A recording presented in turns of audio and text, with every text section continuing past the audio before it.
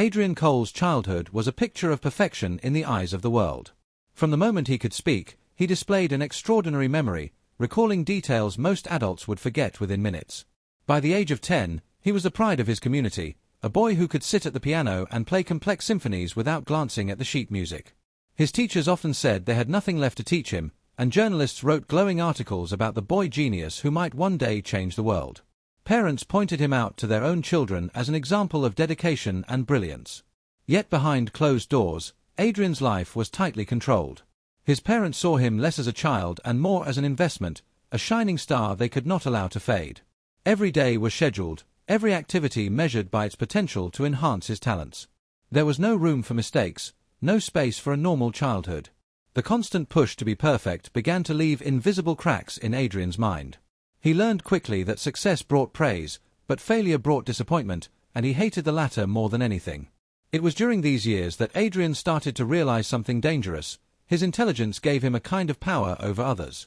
He could predict their reactions, influence their decisions, and bend situations in his favor without them even noticing.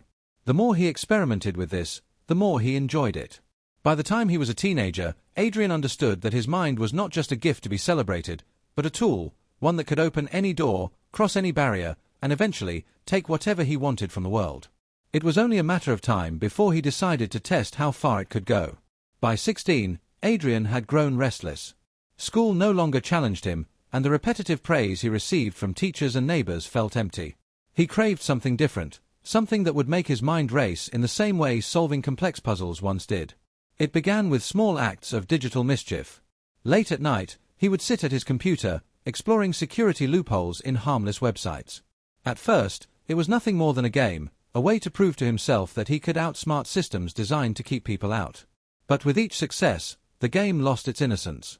Adrian discovered forums where skilled hackers shared techniques, hidden codes, and ways to exploit weaknesses in networks. Within months, he was creating fake identities and accessing private files just to see if he could. The thrill of invisibility consumed him.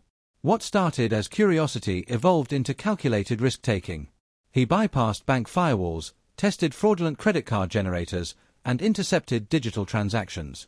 The knowledge that he could disrupt lives without leaving a trace made him feel untouchable. The crimes were not about money at first, they were about control, the intoxicating realization that he could manipulate a system as easily as solving a math equation.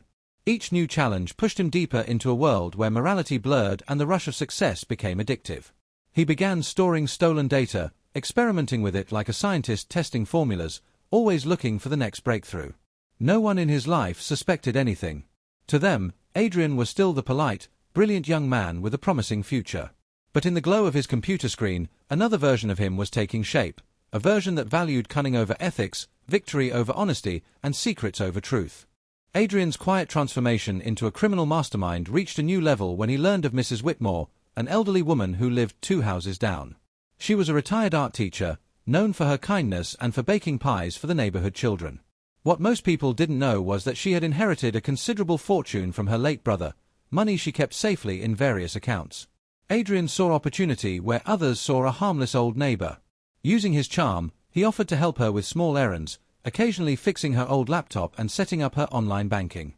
She trusted him completely, never suspecting that each visit allowed him to gather fragments of personal information, passwords written in a notebook, answers to security questions hidden in casual conversation. Over several months, Adrian pieced together the puzzle with the precision of a surgeon. One night, from the privacy of his bedroom, he executed the plan. The transactions were small at first, transferred to untraceable accounts overseas. Then came the final move, a complete sweep of her savings, masked by forged documents that appeared legitimate to the banks. By morning, Mrs. Whitmore's fortune was gone. The shock devastated her, but the investigation led nowhere. There were no signs of forced entry, no malware, no suspicious witnesses. To the outside world, it was as if the money had simply vanished. Adrian continued to greet her politely on the street, offering sympathy while secretly basking in his victory. The success of the operation gave him more than just stolen wealth, it gave him proof that he could commit a perfect crime. That belief would become his greatest strength, and eventually, his fatal weakness. Adrian's confidence had grown into something dangerous.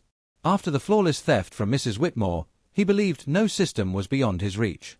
Years later, he set his sights on a target unlike any he had attempted before, a multimillion-dollar tech corporation with vast resources and a reputation for impenetrable security. The plan was meticulous. He created a fake investment program, complete with polished websites, forged legal documents, and convincing email chains that made it appear as though the company was partnering with a legitimate venture. For months, Adrian patiently worked behind the scenes, slowly siphoning funds through layers of shell accounts, each buried under complex encryption. Every move was calculated to avoid suspicion, and for a while, it worked flawlessly. The stolen money quietly flowed into his network of hidden accounts, and no alarms were triggered. But one night, during a late transfer, his focus slipped. A single IP address was left unmasked for less than a minute, a digital fingerprint pointing to a location dangerously close to his apartment. It was a tiny detail, barely noticeable, but it was enough for an observant analyst at the corporation to flag the activity. Investigators began digging, tracing patterns across multiple suspicious transactions. As they pieced together the evidence, a chilling realization emerged. The same digital signature had appeared years earlier in an unsolved theft involving an elderly woman. Surveillance, data logs, and financial trails all began to converge toward one person, Adrian Cole. He didn't know it yet, but the invisible wall he believed separated him from the law had begun to crumble. The predator who once moved like a shadow was now leaving a faint but undeniable trail, and it was only a matter of time before someone followed it straight to his door. When the knock came at Adrian's door, it was not the polite tap of a neighbor but the heavy, deliberate sound of law enforcement. Outside stood agents in dark jackets, their expressions unreadable. Adrian didn't resist. He stepped aside calmly, as if he had been expecting them. In truth, part of him was relieved. Years of secrecy, endless planning, and the constant fear of discovery had worn him down. As he was led away in handcuffs, neighbors stared from their windows, struggling to reconcile the quiet, polite prodigy they knew with the criminal mastermind described in the arrest warrant. The news spread quickly, painting him as both a tragic waste of talent and a calculated thief. In court, the evidence was overwhelming. The prosecution laid out a timeline of his crimes, from the vanished savings of Mrs. Whitmore to the elaborate corporate scheme. Every forged document, every hidden account, every trace of his digital signature was revealed. His reputation collapsed in days. Teachers who had once praised him expressed disbelief, while his parents sat silently in the gallery, unable to meet his eyes. The sentence was harsh, decades behind bars, with no possibility of early release. Prison was a different kind of challenge for Adrian. The walls were real, the restrictions absolute, but his mind remained as sharp as ever. Some said he spent his days tutoring other inmates, while others whispered that he was already building new plans in his head, using the prison's limited resources to test ideas for when he might be free again. Whether those rumors were true or not, one thing was certain. The boy who had once been celebrated for his extraordinary gifts would forever be remembered not for the genius he was, but for the crimes that genius had made possible.